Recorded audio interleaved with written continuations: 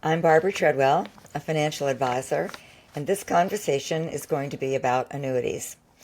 We're all familiar with fixed annuities, deferred annuities, variable annuities, but there's a relatively new kid on the block, the RILA, Registered Index-Linked Annuity.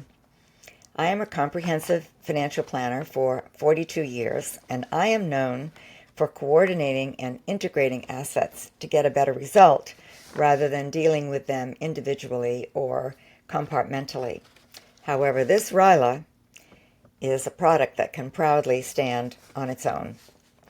Like all annuities, there are surrender penalties, and any guarantee, such as the lifetime income guarantee, must be backed up by the claims paying ability of the insurance company, not the separate account.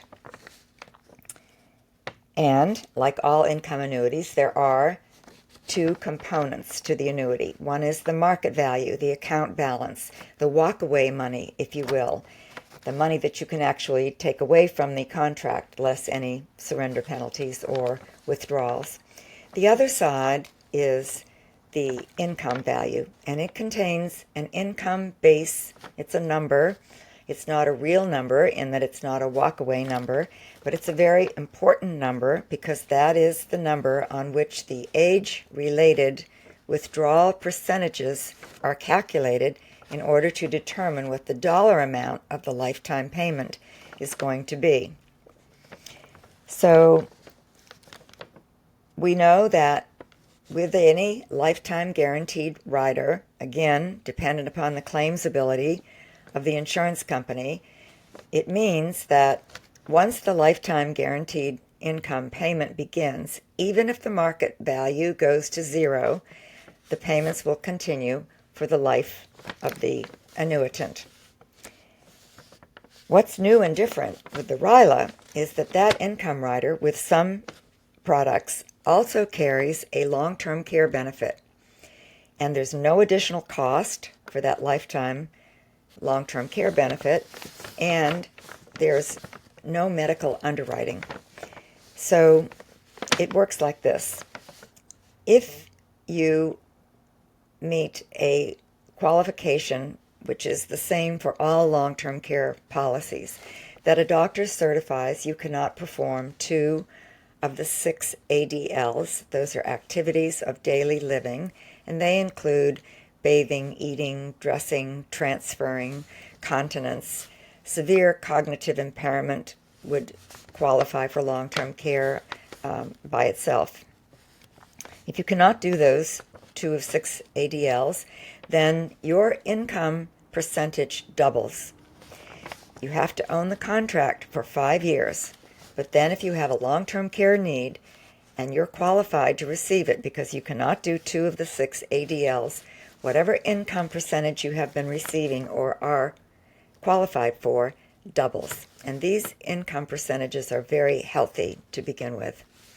So it's an outstanding product because you have to buy this annuity by age 80, and then you have to own it for 5 years before the long-term care benefit kicks in.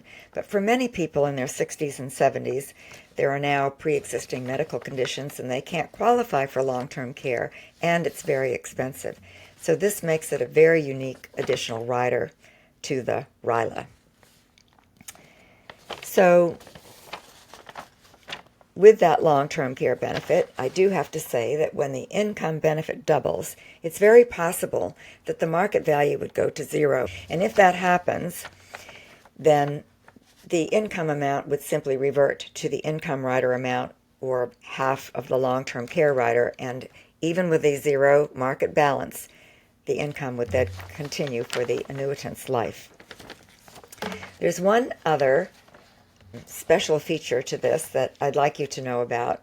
There is an economic principle called transfer of risk. And you know all about transfer of risk if you own your home or a car, because you buy homeowners insurance and automobile insurance, and thereby you are transferring the risk of the roof coming off or the car being in a wreck, and the cost of repair or replacement is transferred to the insurance company. As I said, I've been doing this for 42 years, and I have never seen transfer of risk applied to insurance against market loss. And these RILAs have something called downside protection, sometimes it's called buffer, in 10, 20, and 30% amounts, meaning that if the market goes down 10% and you have a 10% downside protection, you are guaranteed that you don't lose any money. And again, this is dependent upon the claims paying ability of the insurance company. However, we are only dealing with very high-rated insurance companies. So I'll do a mathematical example for you. Let's say that you have $100,000 and you put it into a RILA and you have 10% downside protection. You also have another $100,000 that you invest in a typical portfolio of stocks and bonds. In year one, the market goes down 10%. In your portfolio of stocks and bonds, you now have $90,000 because you've lost 10%. However, in the RILA, you still have $100,000 because of that 10% buffer or downside protection. Now that's very important by itself, but let's go to year two, and let's say that the market goes up 20%.